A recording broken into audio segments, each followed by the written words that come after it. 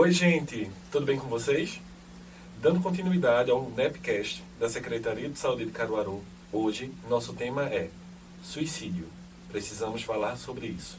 E para esse momento contamos com a presença dessas pessoas maravilhosas. Coordenadora de Saúde Mental de Caruaru, Ayala Tenório, e também a psicóloga, terapeuta corporal, Rebeca Brainer. Este podcast é uma iniciativa do Núcleo de Educação Permanente da Secretaria de Saúde do município de Caruaru, em parceria com o curso de jornalismo da SES Unita.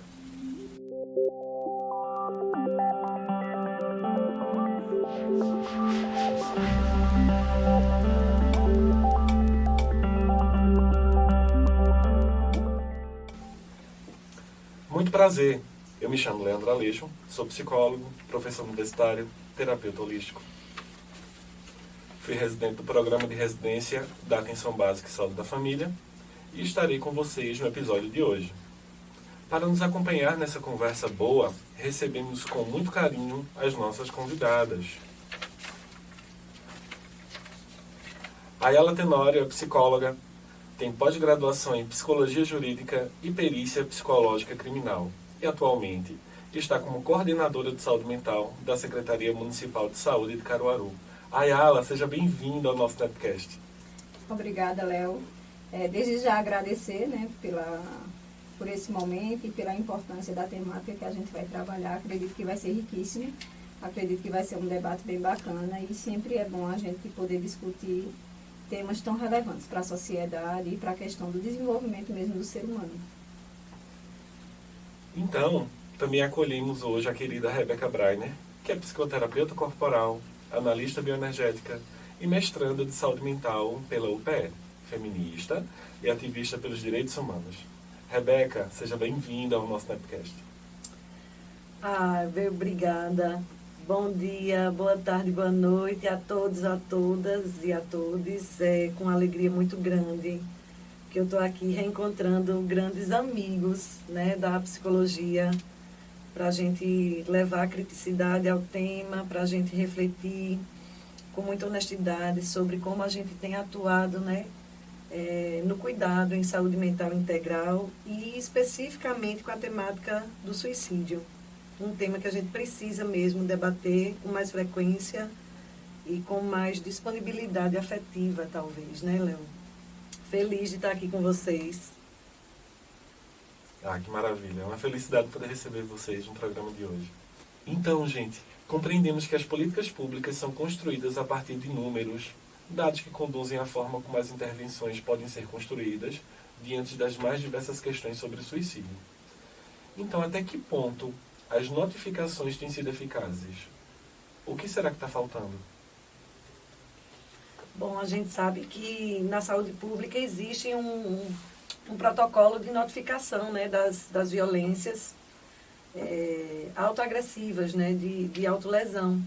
E esses protocolos eles devem ser distribuídos nos serviços de saúde de cada município, para que cada vez que aconteça um ato de autolesão, essa gestão seja notificada. E o que a gente sabe que acontece é que isso não é utilizado como se deveria, A gente sabe que esse é um problema de gestão e é um problema de nível nacional.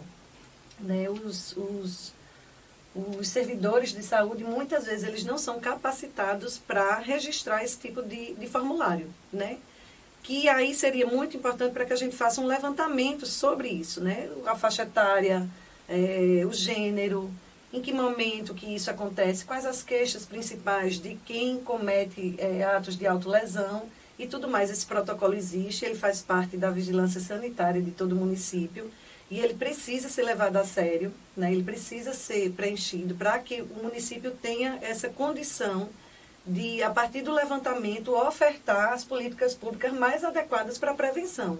Então, quando a gente fala em prevenção ao suicídio, a gente já precisa reconhecer que muito não tem sido feito, E a gente fala de coisas básicas, O preenchimento de um formulário para garantir, isso é registro documental, isso é importante para cada município e quem trabalha em gestão sabe disso, Isso nos dá garantia para que a gente possa pensar, enquanto gestão, o que se pode ofertar. a nível de serviços mesmo, né? De acessibilidade aos serviços e de condição para que esse tipo de ato minimize ou se diminui ou seja melhor compreendido. Quando a gente compreende, né, de essas estatísticas, aí a gente pode estar abrindo mão de alguns fatores que podem evidenciar uma proposta maior, que seja eficaz. Porque quando a gente fala de dados, aí a gente precisa compreender também a subnotificação. Quantos dados, né, quantas pessoas que chegam a cometer o ato do suicídio e são subnotificados. Seja um acidente de trânsito, um acidente doméstico, e são por outras vias, quando vai se dar o atestado de óbito, por exemplo, se dá um outro tipo de registro ali. E esses dados são subnotificados. E isso é um problema.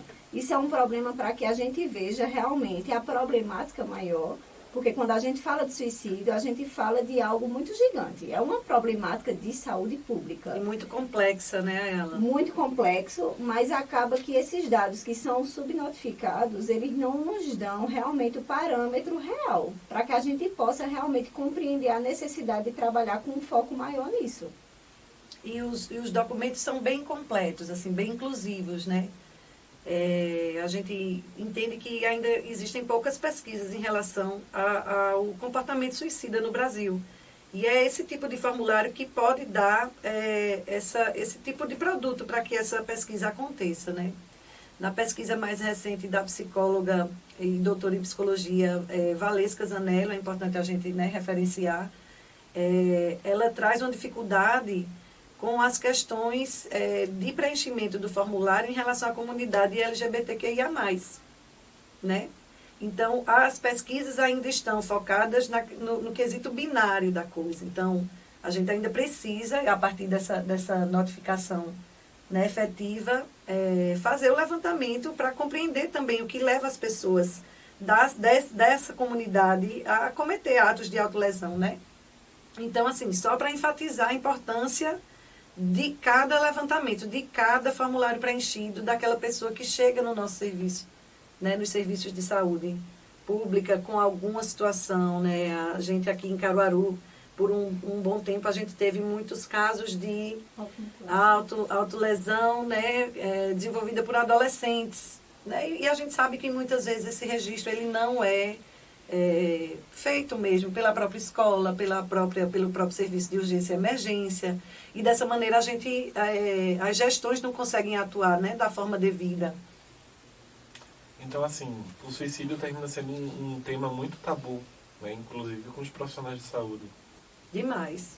Não conseguir compreender a importância dessa notificação, a importância de dar visibilidade a esses processos e de compreender essa relação de cadeia, né?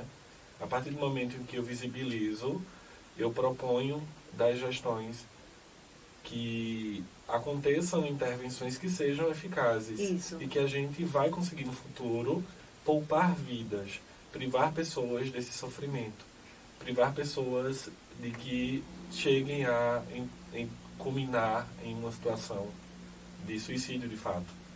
Então, talvez perceber que o que eu anoto, o que eu notifico hoje, vai impactar ali no futuro, né? Perceber essa relação. Acho que muitas vezes os profissionais de saúde não conseguem perceber isso.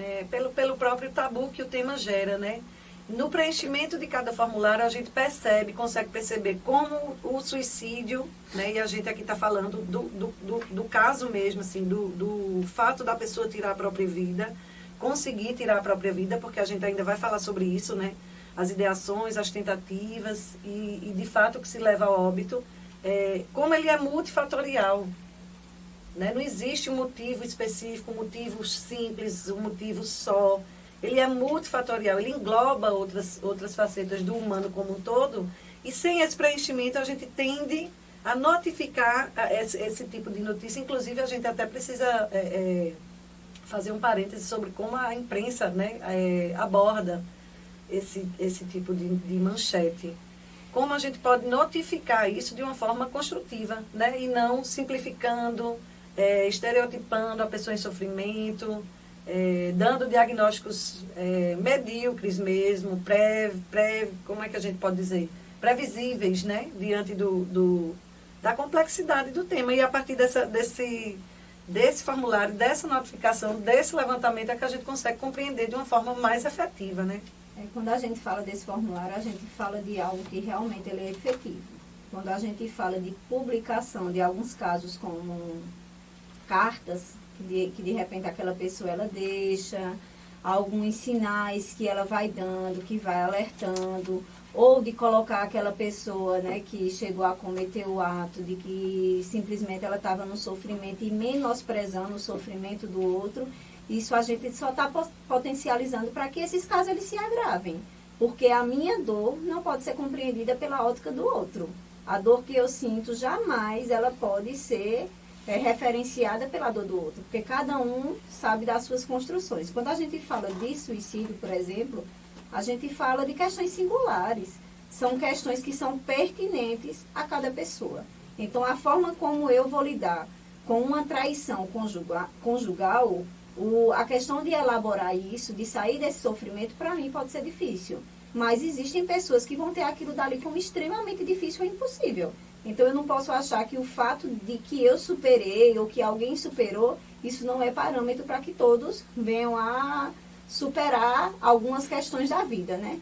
E isso é uma problemática, porque quando eu comparo a minha dor com a do outro, eu não dou lugar para que aquele outro veja enquanto importante a dor que ele sente. E visibiliza, né, a dor do outro. Justamente. E isso acaba que potencializa realmente que o sofrimento ele só aumente. Então a gente, ao invés de ajudar, a gente só está dando espaço para que aquela pessoa se afunde mais no sofrimento dela. Perfeito, Ayala. Cada pessoa tem os seus recursos internos para lidar com qualquer que seja a problemática, né? E eles são divergentes entre si. Gente, eu queria puxar um pouquinho a deixa que vocês trouxeram para lançar outro questionamento. Existe uma diferença de perfil da pessoa com ideação suicida? Homens e mulheres pensam sobre isso de forma parecida? Alguma faixa etária específica? Como é o perfil da pessoa que comete suicídio? Quando a gente fala nessas questões, aí a gente vai para os perfis, né? Os dados, quando eles são trazidos, eles mostram que os homens têm uma maior recorrência em termos de conseguir, né, de efetivar a questão do suicídio, até porque o homem, ele, por questões natas, tem mais a questão de potencializar mais, né, de como vai fazer e tudo mais, a questão do que se usa é mais letal, porém, as mulheres, aí é nisso, a gente precisa compreender um contexto, né? A gente precisa entender de uma forma mais global. A gente não pode olhar apenas o homem e a mulher, mas a gente tem que entender todo o contexto. Hoje em dia, a mulher ela tem uma sobrecarga de trabalho, que isso é algo que a gente não pode fechar os olhos, né? São 3 jornadas de trabalho de manhã, trabalho à tarde, quando chega em casa é uma outra jornada de trabalho. Existem as cobranças sociais, é o corpo, é o dar conta de tudo, é o dar conta da maternidade, dar conta das questões domésticas, dar conta do trabalho, de ser profissional, de ser uma boa profissional.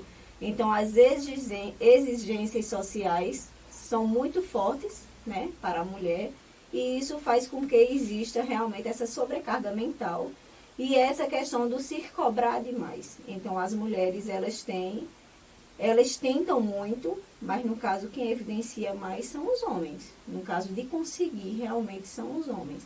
E uma coisa que a gente tem enquanto tabu, que é algo que é preciso desmistificar, é a questão do charme, né? De achar que aquilo dali é para chamar a atenção, que aquilo dali é safadeza. E não é. A gente não sabe o que o outro passa para dizer que é safadeza ou que é para chamar a atenção.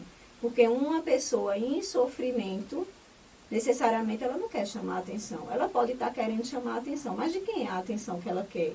E isso já nos dá parâmetro para alguma coisa. Essa pessoa está precisando de atenção de alguém, né? E essa é a grande problemática.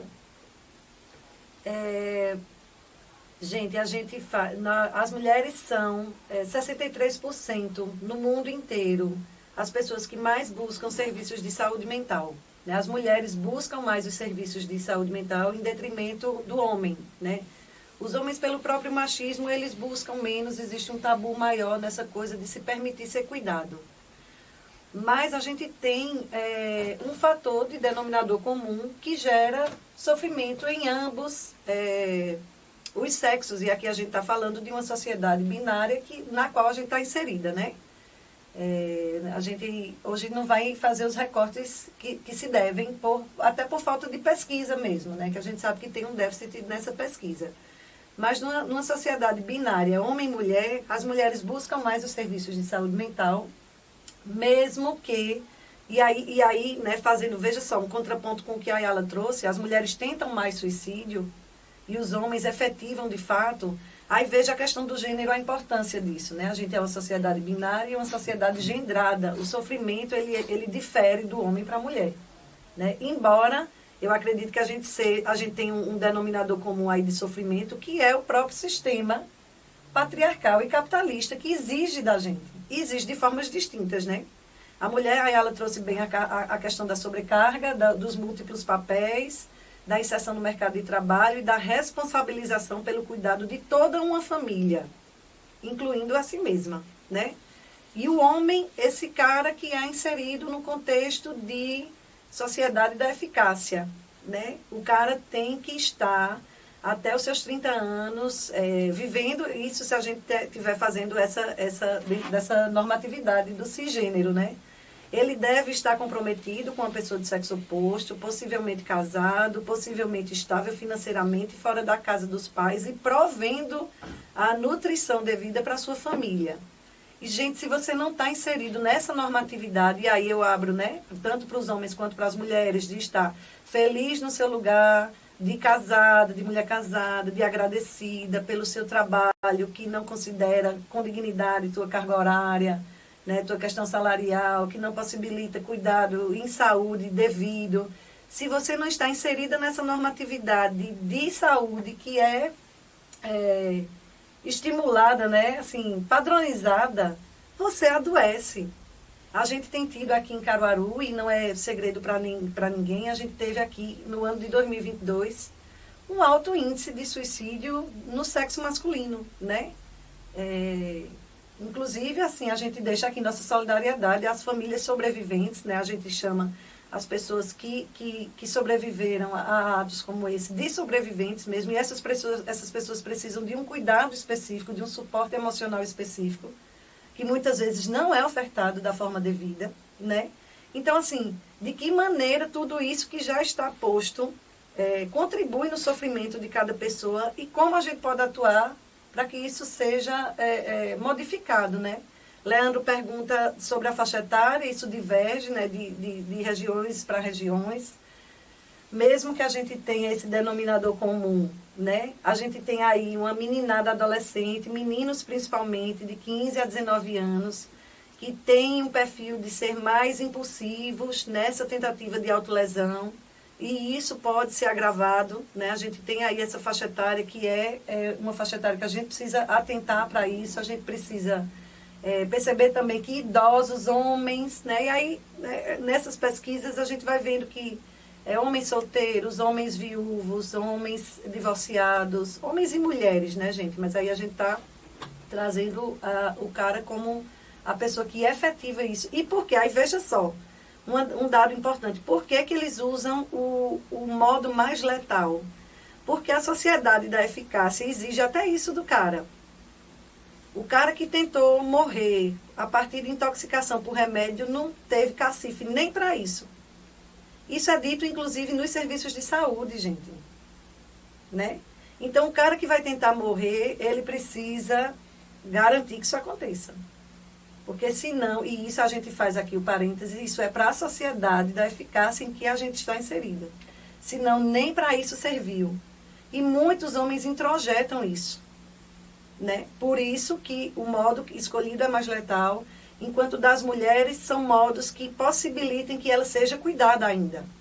Né? Muitas mulheres recorrem à intoxicação por medicação, né? As tentativas de enforcamento, para que muitas vezes consiga ser ofertado um cuidado. Né? Para que dê tempo esse cuidado ser ofertado, esse cuidado necessário, como a Ayala trouxe. Né? Então, assim, são muitas questões. complexas, que envolvem faixa etária, envolvem gênero, envolvem modos de sofrimento, de subjetificação, né? Como a gente foi crescendo dentro dessa sociedade com as exigências, né, da mulher padronizada, que tendo que se portar assim, tendo que ser parte de um modelo de beleza, agora com uma coisa de uma sociedade imagética que a gente vive com essa coisa das mídias sociais, né? Isso tem se agravado tanto, mas tanto, né? Mulheres com transtornos alimentares. 90% de quem tem transtorno alimentar é mulher, né? E muitos desses transtornos geram atividades de autolesão, né? Induzir o próprio vômito, negar a alimentação. Então, são várias possibilidades, complexidades que a gente precisa estar atento para acolher. E a gente, às vezes, percebe que isso não acontece no próprio serviço de saúde, né? Eu já ouvi casos de pessoas que tiveram uma tentativa de suicídio, foram ser cuidados no serviço de urgência e emergência, e nesse momento que estavam fazendo a própria lavagem, né, para se recuperar e tal, estavam os profissionais de saúde diminuindo a dor, né, invisibilizando a dor. Mas você tão nova, tão bonita, um futuro pela frente, mas não é disso que se trata. Né? Não se trata disso, do que é espiritualmente falando, não se trata disso. Quando a gente não tem a maneira de acolher devida, a gente pode acolher no silêncio, né?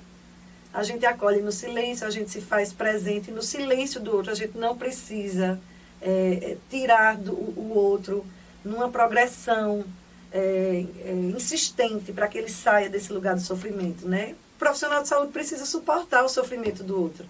E ele deveria estar preparado, né? O profissional de saúde, ele deveria estar preparado para. Só que muitos dos profissionais de saúde também estão adoecidos. Exatamente. A gente fala de um problema até estrutural. Hoje, nas universidades, a gente não se vê realmente o direcionamento para se estudar o suicídio, para se estudar a morte. A gente, enquanto ser humano, a gente não está preparado para lidar com a morte. E essa é uma grande dificuldade. Porque até enquanto profissional de saúde, que é aquele quem vai lidar com isso diretamente, eu não estou preparada para lidar com a morte, porque eu não aceito falar de morte. E muitas vezes a gente não está preparado para aceitar as nossas próprias perdas durante a vida. E isso vai desde o contexto do infantil. A criança, ela não está preparada para isso. Aí aquela criança, ela já perde alguém, acontece um caso, por exemplo, de um abuso sexual, por exemplo, e as pessoas vão minimizando, muitas vezes tem o receio, a vergonha, porque foi o pai, porque foi o avô que cometeu o ato, né, do abuso sexual, e a gente vai não dando a legalidade que aquilo precisa. E lá na frente as coisas só tendem a piorar. Porque a questão do abuso sexual, ela vai reverberar lá na frente, a questão das violências autoprovocadas, né? Não é só se cortar por uma questão de querer chamar atenção, não é só isso. Existe uma dor ali que precisa ser falada. E a gente precisa efetivar isso. Efetivar essa escuta, que ela precisa ser uma escuta realmente que acolha a dor do outro. A gente está imerso numa cultura onde um homem ele não pode chorar.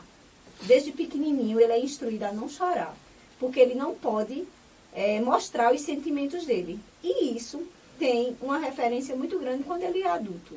Porque ele não pode demonstrar fraqueza, ele não pode demonstrar sofrimento. E isso tem um sentido, quando a gente vai para esses casos onde os homens eles têm uma efetividade maior. Porque a gente tem a mulher enquanto aquele ser emocional, né? Aquele do afeto, o homem é o da razão. Só que isso existe uma problemática muito grande, porque aí a gente não dá espaço para que esse outro seja visto diante do próprio sofrimento dele. E isso é uma questão cultural. E suicídio vem muito disso. A gente precisa falar sobre morte. Dar espaço para que o outro compreenda e para que o outro fale das questões dele. Para que a gente possa realmente estar acolhendo o sofrimento do outro. E não querendo realmente tamponar o que ele está sentindo. Eu achei muito interessante, quando a gente está falando sobre esse perfil, de como a sociedade termina nos impulsionando pelas redes sociais, por esse imaginário desse corpo ideal, dessa barriga tanquinho, do carro na garagem, do dinheiro no banco. E quando a gente não consegue alcançar essas questões, a gente termina entrando no viés dessa falta, né? Entrando nesse campo desse adoecimento. E de como a nossa estrutura cultural termina não ajudando com que a gente reflita de maneira madura essas nossas subjetividades. E de quanto isso termina potencializando ainda mais esse adoecimento. Vocês falaram sobre a questão dos profissionais, né? De quanto as grades de ensino das universidades, elas não favorecem a questão de saúde mental, absolutamente. Então a gente não pensa sobre isso. A gente escanteia um problema que termina nos afetando de forma basal. Então, assim, como é que a gente vai poder cuidar se a gente não se cuida? Como é que a gente vai poder falar sobre morte se a gente não aceita as nossas perdas, os nossos lutos?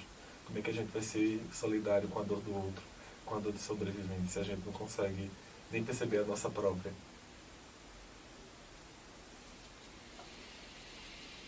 Então, gente, puxando esse viés do que a gente falou sobre os profissionais de saúde, sobre como as políticas de saúde terminam encarando esses processos, a gente sabe, né, que no segundo semestre do ano é repleto de meses temáticos sobre os temas da saúde. A gente tem o Dezembro Vermelho, o Novembro Azul, o Outubro Rosa e agora a gente está no Setembro Amarelo. Sobre esse último, né, sobre o Setembro Amarelo, até que ponto a gente pode considerar essa campanha de fato eficaz? O que devemos evitar de falar sobre esse tema para não gerar ainda mais gatilhos? O Setembro Amarelo ele tem uma questão positiva porque ele trouxe à tona a questão do permitir falar sobre o suicídio. Mas aí uma questão na tua fala aí que você traz, né? O que é que a gente pode fazer para não gerar mais gatilhos? E essa é a grande questão. Acaba que no Setembro Amarelo a gente começa com um discurso que a vida é bacana, que a gente precisa superar os problemas porque a vida é legal e vale a pena ser vivida.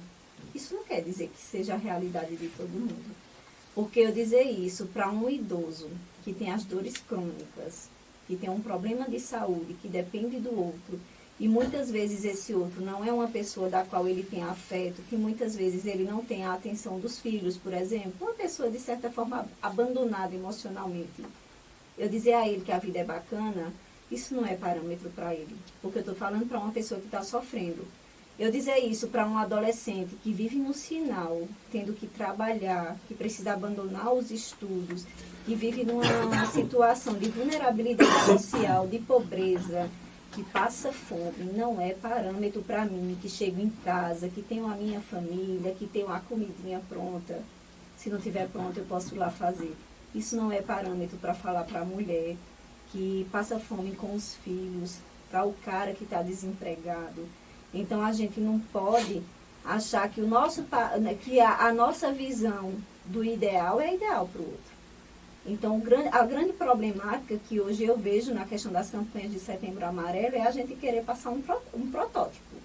Como se assim, a vida é bacana, a vida é bacana. De repente, na minha ótica, pode ser bacana, não para o outro.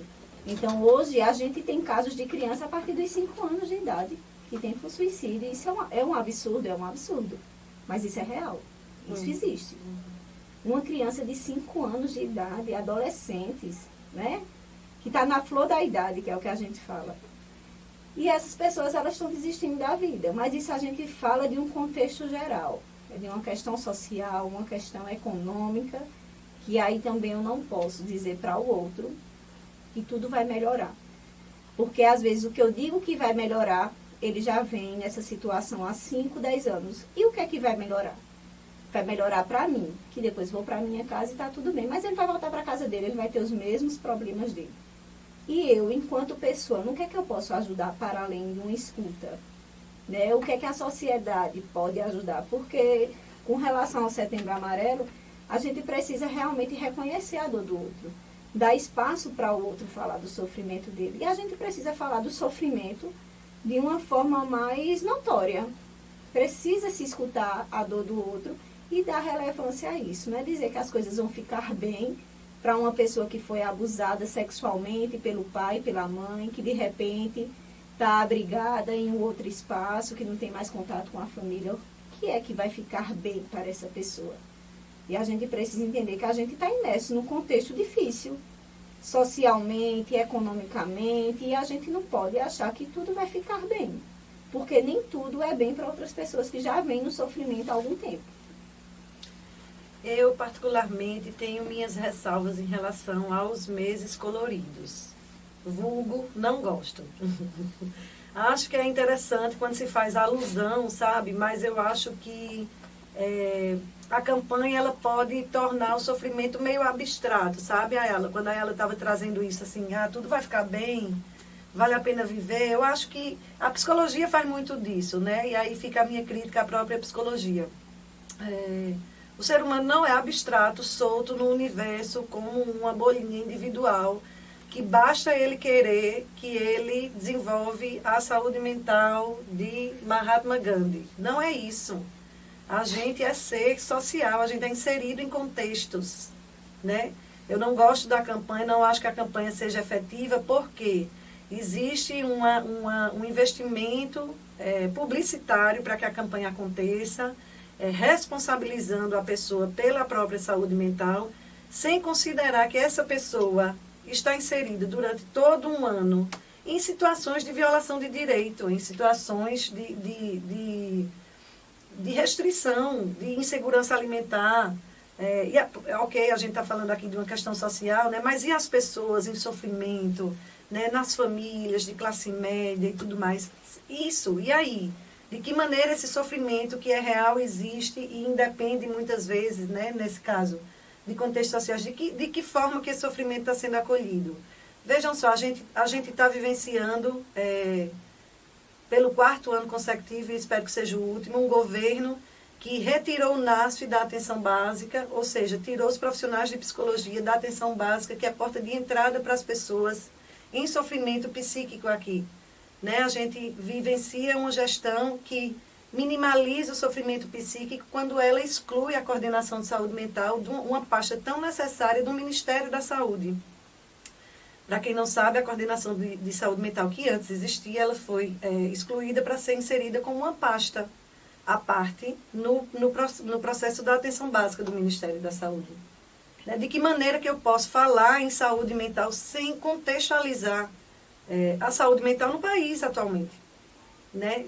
Que tipo de recurso eu estou conseguindo ofertar para essas pessoas durante todo o resto do ano? Né? Para quem é dono de empresa, que tipo de saúde mental para o seu servidor você está ofertando durante todo o ano? E aí não vale dar bombom, ouro branco, porque a embalagem é amarelinha durante o mês de setembro. Né? Que garantias de direitos trabalhistas você está ofertando para a pessoa, para que ela possa descansar quando ela estiver com estafa mental? A gente tem vivenciado o período da síndrome de burnout, do esgotamento profissional. Né? De que maneira que isso é reconhecido? E aí lá vai, né? Eu passei por isso, hein, gente? Passar pelo INSS, todo um desgaste para te garantir minimamente e com atraso um direito que é do trabalhador. Né? Então, como é que a gente pode ofertar para além de ofertar um cuidado de saúde mental para além de uma mera campanha publicitária? Se esses direitos não são garantidos durante todo o ano, isso é marketing. Sendo marketing não efetiva vínculo, não efetiva cuidado. Né? E aí, quando você fala, Léo, assim, o que é que a gente pode evitar para evitar falar para não gerar gatilho? Ora, para não gerar gatilho, a gente precisa ter qualidade de vida, né? Não evitar falar nada. Eu acho que quanto mais a gente normatizar falas desconfortáveis, inclusive, né? O que é que agrada, o que é que não agrada, o que é que está sendo feito, como você lida com o seu sofrimento, como que isso é respeitado no teu seio familiar, nos teus amigos. E isso, cada vez mais que a gente normalizar esse tipo de diálogo, melhor a gente fica ciente de como agir. Né? E para evitar gatilho, a gente precisa garantir uma qualidade de vida. Né? E para garantir uma qualidade de vida, a gente precisa pensar coletivamente. O indivíduo não vai fazer isso sozinho. Eu vou pensar positivo aqui, fazer uma meditação guiada no aplicativo que vai melhorar a minha saúde mental. Não é assim. Não está no Instagram com as 5 dicas de como minimizar o processo depressivo. Não se trata disso. Né? Não se trata de ler Bíblia, de ir em terreiro, de tomar passe, não necessariamente, isso pode ajudar, mas não necessariamente, né? É compreender essas nuances e as multifacetas do ser humano, né? Fiquei pensando muito aqui nas falas provocativíssimas de vocês. Não dá para falar de Setembro Amarelo de barriga vazia, né? Pois é. A gente precisa puxar esse debate quando a gente fala de valorização da vida, também do que compõe essa vida. Do mínimo, né? Do mínimo possível. É o mínimo. É isso, é quando a gente fala do mínimo. O mínimo não era para fazer falta a ninguém, mas infelizmente faz. E quando a gente vem falar dessa questão de suicídio, a gente precisa ter realmente recurso. Nós precisamos. A pessoa que vai falar, ela precisa ter recurso. Ela própria precisa ter esse recurso. Porque às vezes a gente fala de algo que não acredita. Eu falo do profissional. E o profissional, ele tem uma responsabilidade social muito grande, quando ele vai atender o outro. Então, até para a gente procurar ajuda, a gente precisa saber a quem a gente vai recorrer. A gente não pode procurar qualquer profissional. Eu sou psicóloga de formação, mas a gente precisa entender que quando a gente se coloca à disposição da escuta do outro, a gente precisa ter uma referência. Não é qualquer profissional que eu devo procurar. Eu não posso deixar a minha responsabilidade de cuidado, eu não posso entregar na mão de qualquer pessoa. E eu estou falando de um profissional, e da mesma forma não é simplesmente uma conversa com um padre, com um pastor, com um amigo que vai me ajudar. Pode me confortar, mas não é a ajuda necessária. Porque às vezes o que aquela pessoa diz não vai me ajudar, só vai potencializar o meu sofrimento. Porque como a Rebeca estava dizendo, só reforçando, quando você procura, né, uma pessoa, né, um dirigente religioso, muitas vezes vai vir com essas, né, com esses direcionamentos. Ore mais, leia a Bíblia, vá mais na missa, procure mais a questão espiritual, mas não é só disso que a gente está falando. A gente está falando de uma questão maior. A gente só está falando de um problema focal, porque se assim fosse, a gente resolveria muito fácil. Bastava que a gente procurasse esses meios, e tem muita gente dentro desses meios. Se fosse assim, o pastor não se suicidava, o padre não se suicidava. E a cada dia esses dados aumentam. Então não é porque é pobre que vai se suicidar. O rico, ele não vai se suicidar porque ele tem de tudo, não. A gente está falando de algo singular. Subjetivo. Sofrimento é subjetivo, né? Não é normatizado. O fato de eu ser de uma família abastada, isso não me protege contra o suicídio, não. A gente está falando de um sofrimento que é singular, que é algo que eu não tenho como dimensionar. Quando a gente fala da questão de vulnerabilidade, a gente fala disso como um fator maior. Mas o fato de ser abastado financeiramente, isso não me priva, não. Isso não é uma redoma de vidro. E assim, nem todo ouvido ele vai gerar uma escuta, né? Uma escuta qualificada, uma escuta que traga resolutividade, uma escuta que seja atenta a essas questões da subjetividade do sujeito, desse sofrimento. Então, onde buscar ajuda, né? Que rede é essa de profissionais? Que rede de afetos? Eu gosto muito desse termo, rede de afeto, quando a gente fala de família, né? Porque amplia, não é só de sangue, não é só de criação, é a rede que a gente escolhe como próxima a nós. Então, que rede é essa que a pessoa pode pedir ajuda? Bem, a gente precisa compreender, né, o local que a gente está e buscar realmente as informações, o mais próximo de nós, compreendendo. Hoje, tomando o município de Caruaru como parâmetro, por exemplo, a gente pode estar se direcionando ao PSF, por exemplo, mais próximo da nossa casa, que existe a equipe multi, por exemplo, em alguns casos existe, né, os profissionais de psicologia, existem os profissionais de saúde que vão estar dando esse direcionamento melhor. Existem alguns grupos que são realizados no território, que aí eles podem estar dando um suporte maior. E no caso de um direcionamento, a própria equipe da atenção básica, que é do território, do PSF, da UBS, mais próximo da casa da gente, eles vão estar direcionando. Se for um caso de crise, para um acompanhamento, realmente vai estar sendo direcionado para o CAPS-AD, um CAPS-3, ou para um ambulatório de saúde mental. Isso a gente fala dentro do SUS, né, de mecanismos do SUS. Mas aí a gente pode estar procurando caso a gente precise e a gente, né, se coloque nesse lugar de estar se colocando para o cuidado, o interessante é que a gente procure uma pessoa que seja da área, de repente peça uma indicação. Por exemplo, eu quero fazer acompanhamento psicológico. Então, pedir a indicação de alguém não é ir lá no Google e procurar psicólogos de Caruaru, por exemplo. Não, pedir a indicação. Tem muito profissional bacana, que aí ele vai te dar um suporte melhor. E é sempre bom procurar uma ajuda profissional com indicação, porque alguém vai te dar realmente a indicação de alguém que tem confiança. Né? E a gente precisa depositar no outro. Quando a gente vai depositar no outro aquilo que é nosso, né, a gente vai falar de coisas muito íntimas. Então é bom que a gente faça isso com alguém com muita cautela. Uma coisa que eu quero trazer algumas pontuações para complementar a fala de Ayala. Leandro falou no termo da rede de afetos, e eu achei importante, né? A Ayala trouxe a nossa rede SUS, necessária demais, salvadora demais em muitos momentos de sofrimento psíquico, mas a gente também precisa ampliar a rede de afetos. E aí, só um parêntese, assim, quando a gente fala em rede de afetos, a gente geralmente, né, considera, olha, conversa com a tua família, mas a gente também precisa entender que muitas vezes a família é a fonte de toxicidade da relação da pessoa, né? É a fonte do sofrimento. Freud já trazia isso, né? A primeira fonte de neurose na qual a gente está inserida é a própria família. Atenta bem para a tua necessidade, né?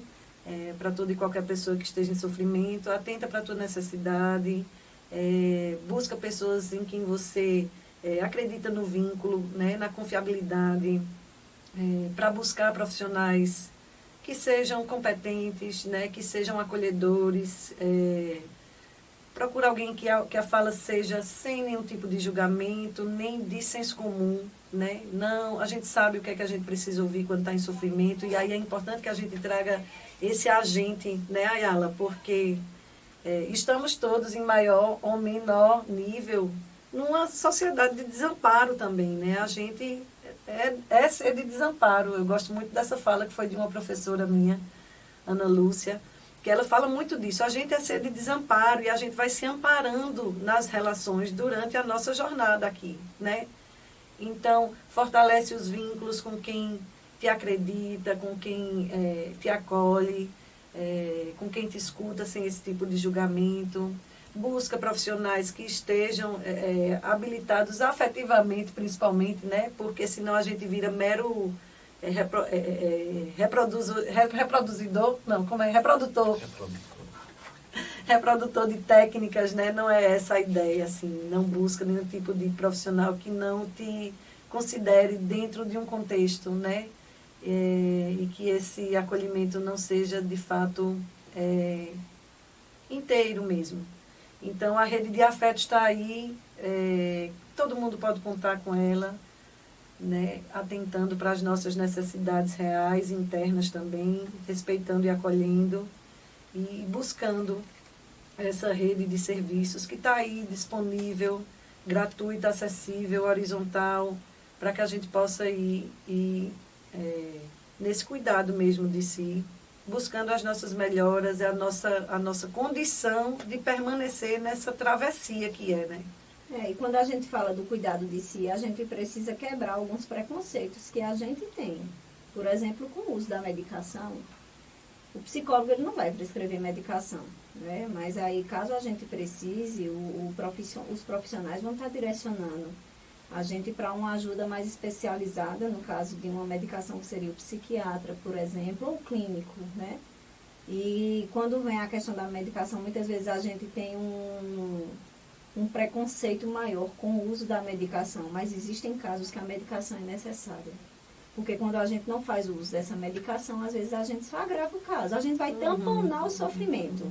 A gente vai ficar melhor por 1 mês, 2, 6 meses, mas aí depois vai vir um outro momento, que às vezes a gente se vê num momento muito bacana, mas a gente se vê num episódio pior, porque a gente não cuidou da forma que deveria.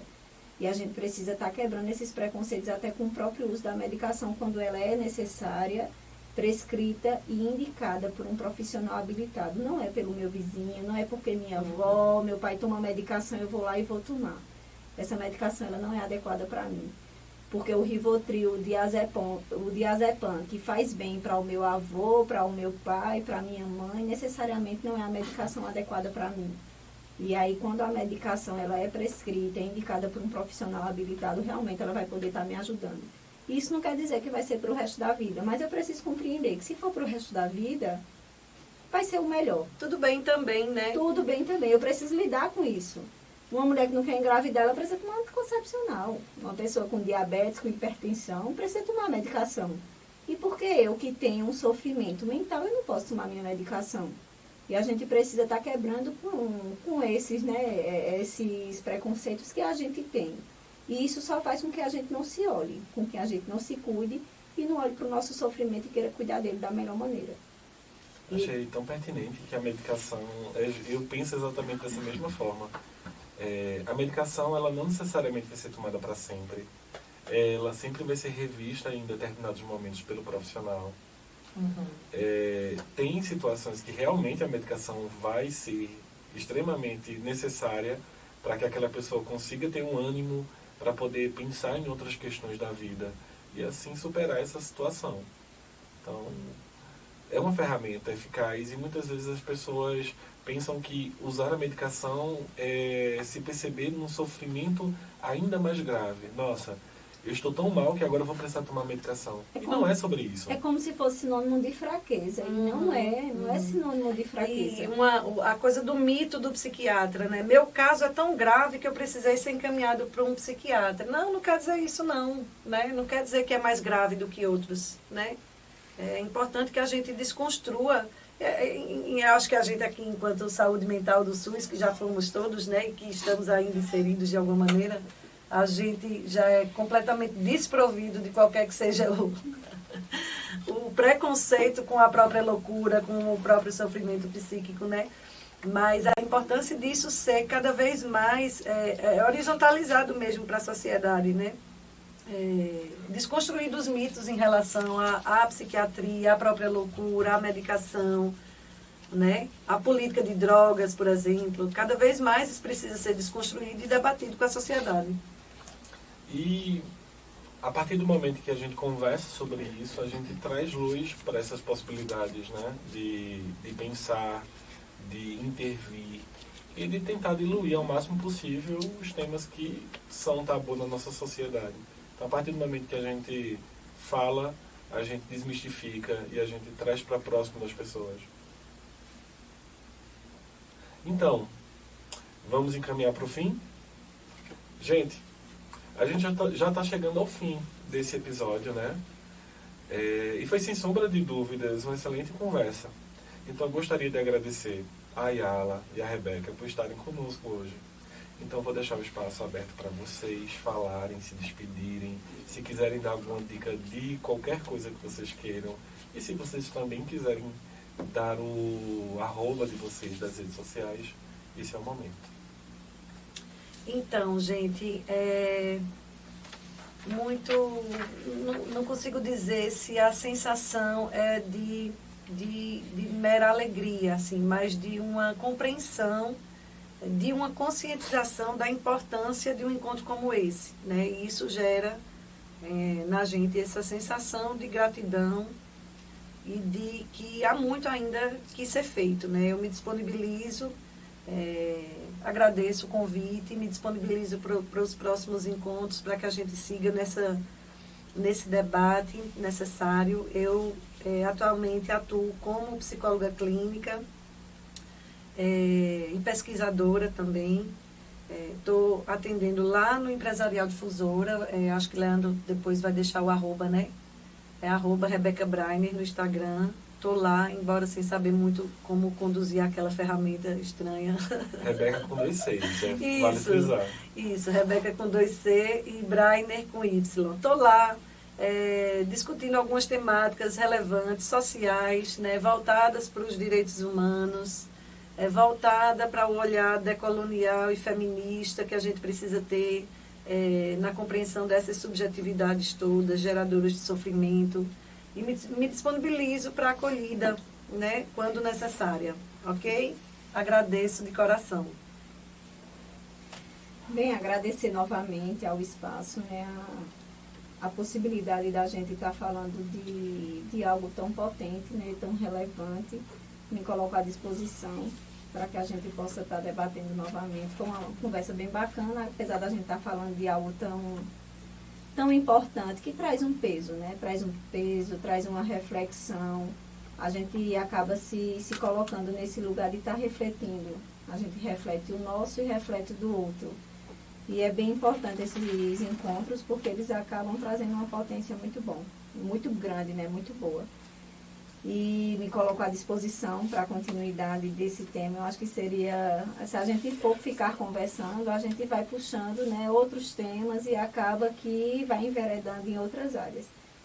Atualmente eu fico na coordenação, respondo pela coordenação de saúde mental, me coloco à disposição para outras dúvidas, né, na Secretaria de Saúde, para estar ajudando da forma que for necessária. Sou mãe, o que me toma bastante tempo também, que isso eu acho que é relevante falar. Hoje a mulher ela precisa se colocar nesse lugar, né? Enquanto mãe, esse papel que é prazeroso, mas que é exaustivo também, a gente precisa se reconhecer diante da exaustão que são os papéis sociais e que a gente também se coloca nesse lugar, né? Que são escolhas, são os pesos que a gente se coloca e que a gente precisa de certa forma, ver até que ponto esses pesos a gente pode levar. Então, gente, fica para mim a marca de hoje da serenidade, de como falamos sobre um tema tão denso, tão muitas vezes pesado, mas ao mesmo tempo a gente, com falas assertivas, a gente... Com muitas camadas, né? Me deu essa sensação camadas. das camadas, assim. A cada vez que a gente trazia uma fala e adentrando um pouquinho mais, assim, nas motivações, né? É um episódio que, se deixar, a gente faz 3. Com certeza. Isso. Então fica a promessa para outros encontros.